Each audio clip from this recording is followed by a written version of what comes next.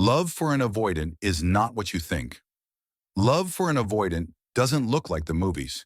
It doesn't sound like the romantic speeches you see online, and it definitely doesn't feel like the soft, warm, predictable connection most people imagine. In fact, love for an avoidant is confusing, uncomfortable, and often deeply terrifying. This is the part nobody understands. When an avoidant cares about someone, their behavior doesn't become more affectionate. It becomes more defensive. They don't move closer, they actually pull back. And if you've ever been with someone who has avoidant tendencies, you already know how painful that can feel. You read their distance as disinterest. You take their silence personally. You assume they don't care. But what if I told you that for an avoidant, pulling away is not rejection, it's a survival instinct triggered by love itself? Most people grow up learning that closeness brings comfort. For avoidance, closeness often brought chaos. Maybe they had overwhelmed parents, inconsistent caregivers, or homes where emotional needs were treated as problems instead of opportunities for connection. So they learned early, I'm safer when I depend on myself. This belief becomes their operating system. It shapes how they express affection, how they protect themselves, and how they engage in romantic relationships. So when someone comes along who makes them feel real emotions, softness, vulnerability, longing, it wakes up something they've buried for years. But instead of leaning into that feeling, their mind screams, danger.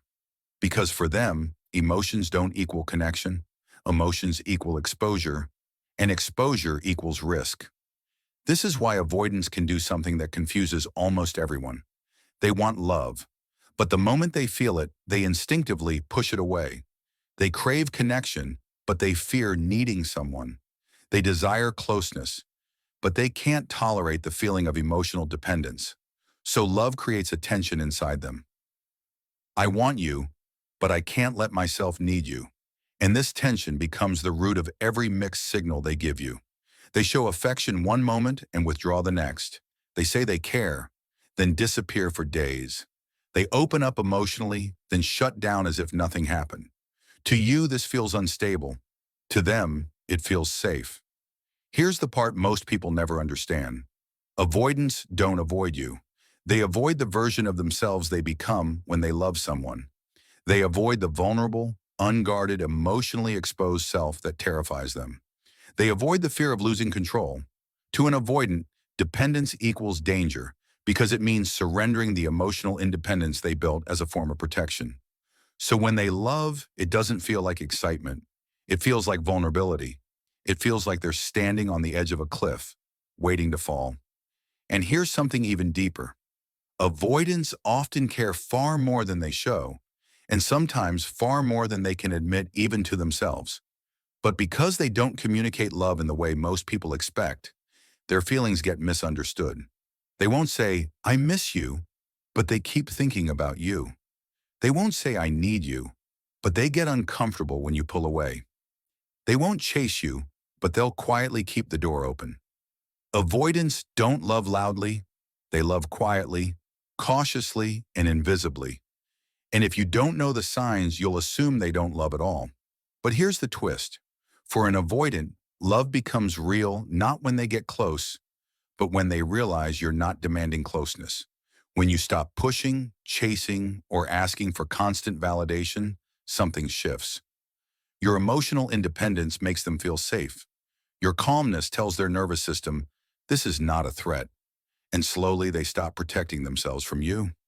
This is why many avoidants become more emotionally available when you step back, not because they don't care, but because your distance removes the pressure that overwhelms them.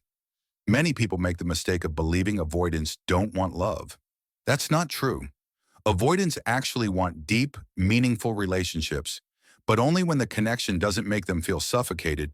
They want a partner who gives them space without withdrawing love. Someone who is emotionally steady without being emotionally demanding. Someone who communicates gently instead of intensely. Someone who doesn't make their independence feel like abandonment. Because when an avoidant finally feels safe, something incredible happens. They soften, they open up. They become vulnerable in ways they've never allowed themselves to be. But here's the truth you need to remember. Avoidants don't fall in love through closeness. They fall in love through consistency. They need to feel they can trust your emotional stability. They need to see that you won't explode when they pull back. They need proof that love doesn't have to feel like a prison. When they finally believe that, they begin to let themselves feel deeper emotions, and this is when you start seeing the version of them you always believed existed underneath the armor. Yet here's the painful part. Loving an avoidant requires incredible emotional patience, because their fear of intimacy isn't about you, it's about wounds that existed long before you arrived. You cannot fix those wounds by loving them harder. You cannot heal them by sacrificing yourself. You can only show up with emotional balance and let them decide when they're ready to step forward. If you try to force closeness, they'll retreat. If you interpret their distance as rejection, you'll create conflict. But if you give them space while maintaining warmth, they'll slowly stop running. Avoidants don't respond to pressure, they respond to safety. And here's the final truth most people never hear. Love for an avoidant is not a feeling. It's a journey from fear to trust, from protection to openness, from self-reliance to shared connection. They don't fall in love the way others do. They don't love with instant passion or effortless vulnerability.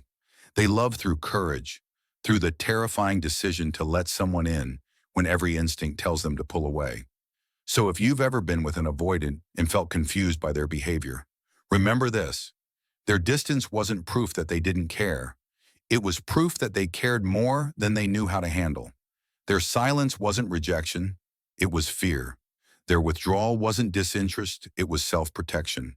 And their love, though quiet, slow, and complicated, was still love. But the real question you must ask yourself is this. Are you loving them in a way that feels safe for them while still honoring your own emotional needs? Because loving an avoidant is possible, but only if both people are willing to grow. The avoidant must learn that vulnerability doesn't equal danger, and you must learn that love cannot be forced, rushed, or demanded. When both happen, something extraordinary becomes possible, a connection where the avoidant finally lets themselves stay instead of running. Love for an avoidant isn't what you think. It's not coldness. It's not a lack of care. It's fear wrapped in longing. It's desire wrapped in caution. It's vulnerability wrapped in survival. And when you finally understand that, you stop taking their patterns personally.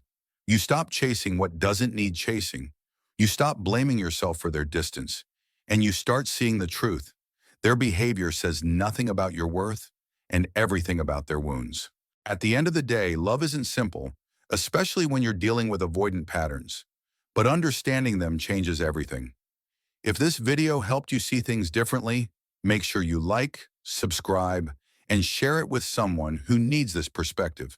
And remember, clarity is power, and the more you understand love, the less it hurts. Until next time, stay grounded, stay aware, and take care of your heart.